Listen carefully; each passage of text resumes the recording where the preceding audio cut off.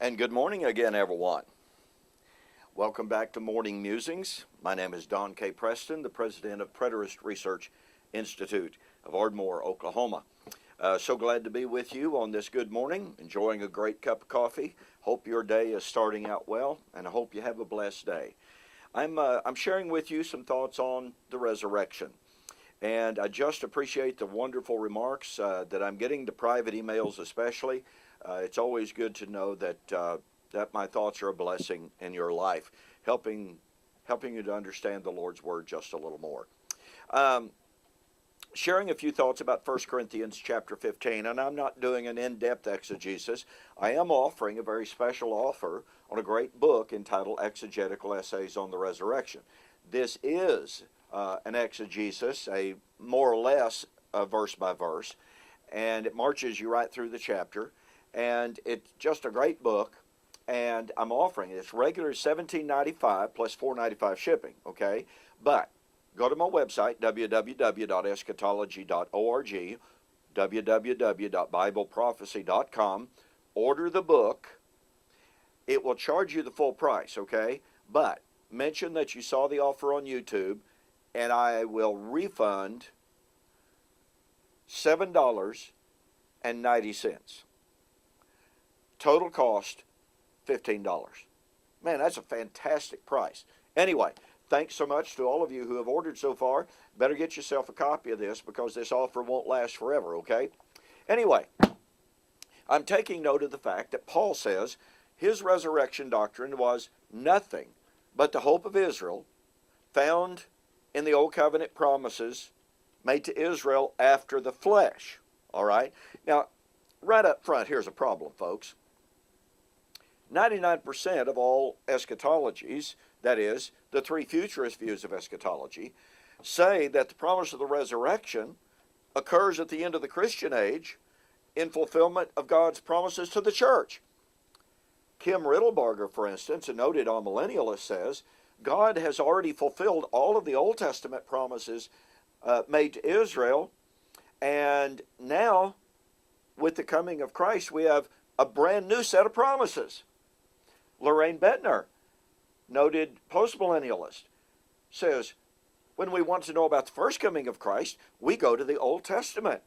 And he came exactly like he was predicted to come there. However, Lorraine Bettner said in his book on the millennium, Bettner says, when we want to know about the second coming and the end of the age, we go strictly to the New Testament because the Old Testament promises have either been transferred to the church or forfeited by Israel. Wow. Paul knew nothing of such a doctrine. The idea that God's Old Covenant promises made to Old Covenant Israel after the flesh. Now that doesn't mean they're fleshly promises to be fulfilled in a fleshly way.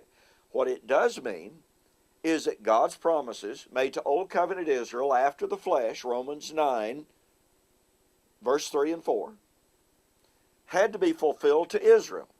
God's promises to Old Covenant Israel after the flesh were irrevocable. That means they're not transferable. They're not breakable. Romans 11, 28 and 29.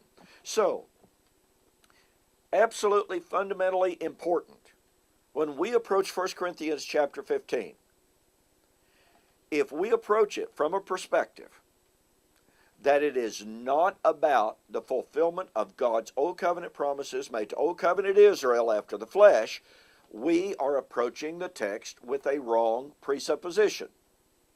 You know, the psalmist said, Psalms 11 verse 4,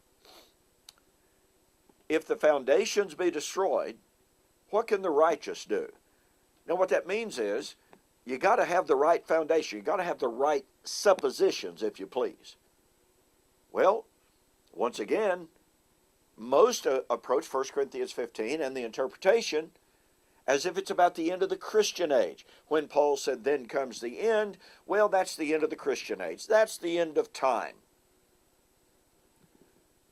For Paul, it was the end of Israel's covenant promises. Therefore, is the end of Israel's covenant age. Most approach the chapter saying, oh, this is in fulfillment of 1 Thessalonians 4. The resurrection is in fulfillment of Romans chapter 8. It's in fulfillment of Revelation chapter 20. See, these are new covenant promises. No, they are not new covenant promises divorced from, separate from God's old covenant promises made to old covenant Israel. Remember, Paul said when the resurrection would take place, it would be in fulfillment of Isaiah 25, Hosea 13, and of course, Daniel as well, and Ezekiel. All Old Covenant promises made to Old Covenant Israel after the flesh. You know, this is just one of those unget-overable type of realities. It's a fact. Neither the amillennial world nor the postmillennial world deal with this issue. The premillennial world ostensibly has it right, but they completely and totally overlook the context, the framework, the nature, and the time of the fulfillment of those promises. Folks, when we come to 1 Corinthians 15, if we don't honor the fact that it is all about the fulfillment of God's Old Covenant promises made to Old Covenant Israel after the flesh, we are doomed to misunderstand and to misinterpret 1 Corinthians 15. Hey, thanks so much for joining me. Be sure to get yourself a copy of this book, Exegetical Essays on the Resurrection. It's got some wonderful material in it. You will benefit tremendously from reading it.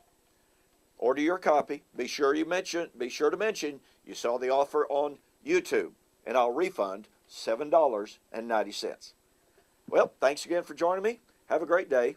We'll see you on the flip side.